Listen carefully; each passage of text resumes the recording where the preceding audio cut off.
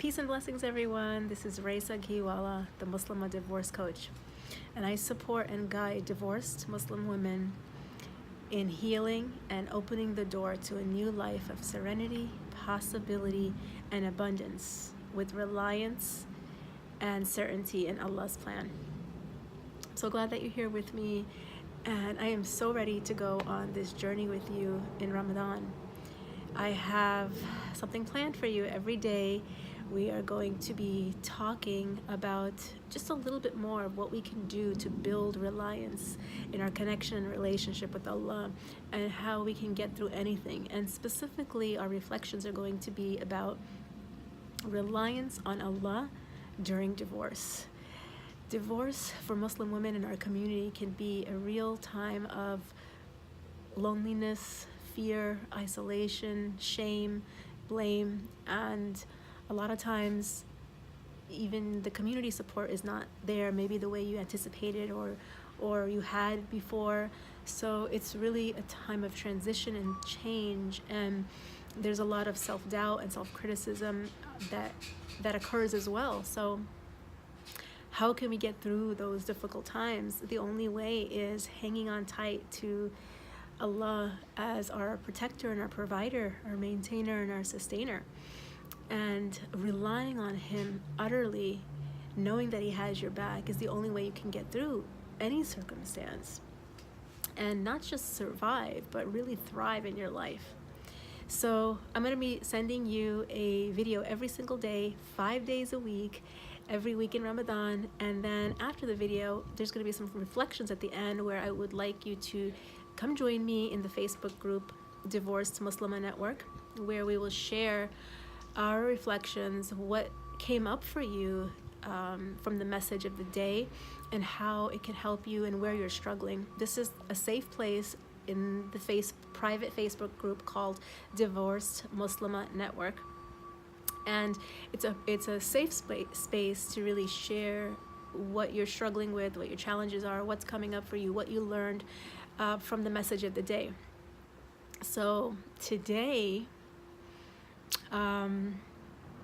my message is a hadith from Sahih Muslim that goes, "Amazing is the affair of the believer. Verily, all of his affairs are good. And this is not for anyone but the believer.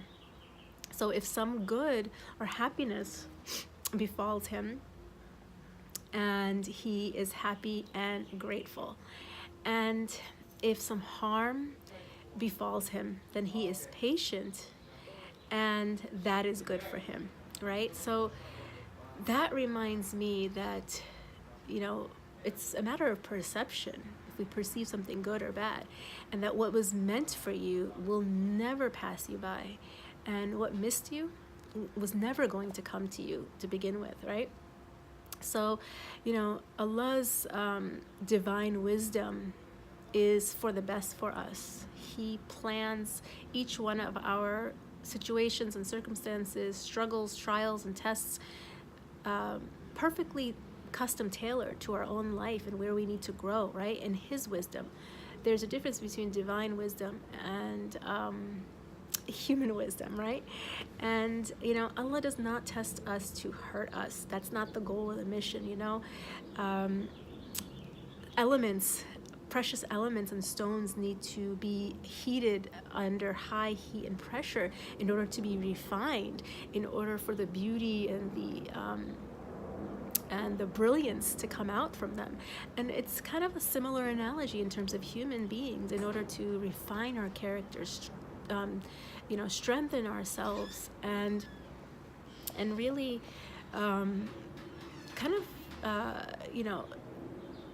work our way towards our highest self and our best self, is going through those hard times or those challenges that make us who we are.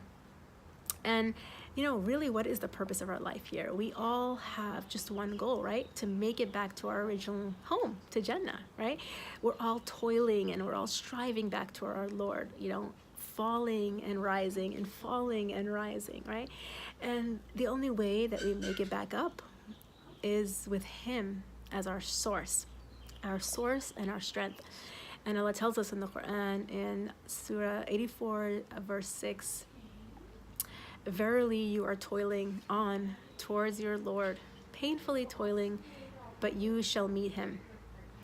And Allah also tells us in the Quran in chapter 67, verse 2, "Who has created death and life, that he may test you?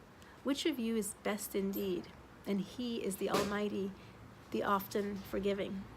So that even tells us that, look, we're going to mess up. We're going to screw up. We may not be patient at the first strike of calamity, right? It can happen.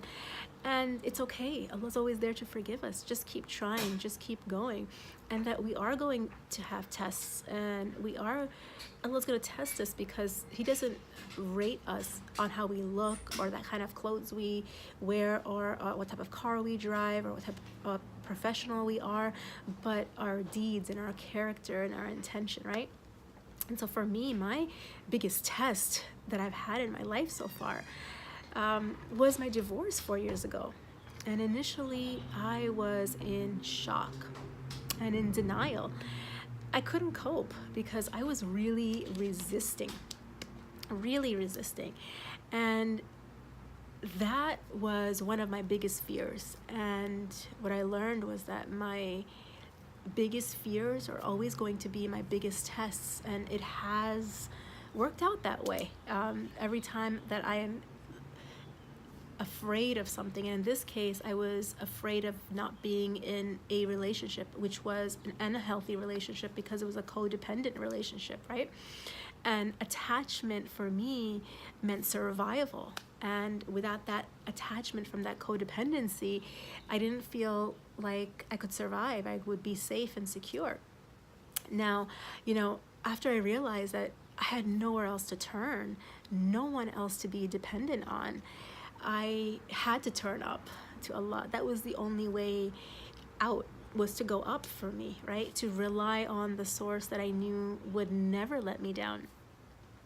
And that began my love affair with the Creator and working towards tawakkul and reliance. It's been quite a journey for me because I went from a place of desperation, thinking that I needed to be attached to another person in order to survive, in order to do well. And Allah was trying to teach me something, that I only need the source, and the source is going to bring all of the means and the resources and whatever I need to move forward in the journey of my life. So what I want to do is I want you to think about a time in your life where you were in an instance that you perceived something to be bad and it actually saved you, right? Or you thought that something was good and that you really wanted it and you got it, but later on it brought you some harm or it wasn't right for you, right? So in that situation, I'm sure you learned some important lessons, maybe some life lessons or some wisdom that you needed to learn, right? And the only way to learn is through that experience. And for me, I was trying to resist. I was trying to do whatever I could, even sell my soul to stay in a marriage of attachment that was hurting me and hurting my soul. And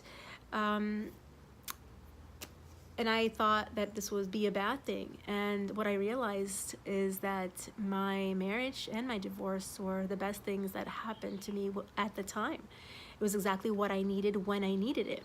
So think about your own life, right? What is a situation or circumstance that you're in or you were in that you thought was going to be horrible for you, and it turned out to be the best thing that happened, right? It turned out to lead to new possibilities and avenues that you would have never experienced or had you not gone through a direction that you didn't want to go or you thought wasn't good for you, right? So I'm going to post a link below, but I want you to go into the Facebook group, and if you're not already a member, just ask to join. It'll ask you a couple questions and then I'll add you in, and share when was a time in your life that